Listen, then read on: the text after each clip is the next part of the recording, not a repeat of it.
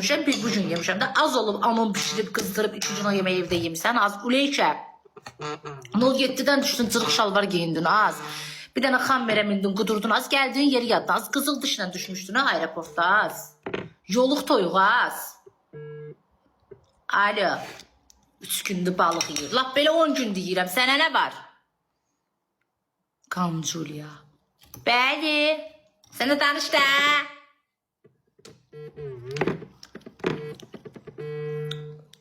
Ülvi çok sağ ol Ülvi.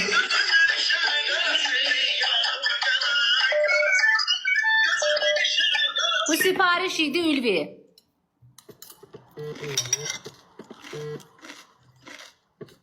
Sipariş idi bak.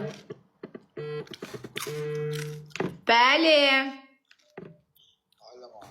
Bəli. Özümden utandım. Biri yazık limon dedi. O 44 yaşında sen zedilemiştim. 44 yaşında sevgilim.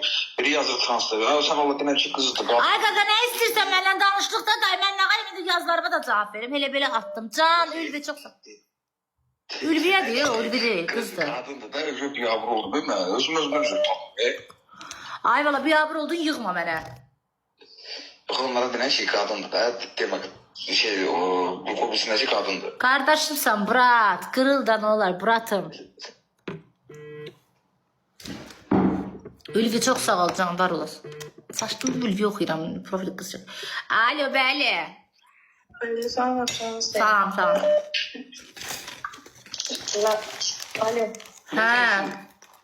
Hə, buradayam aşkım. Salam aleyküm, necəsin?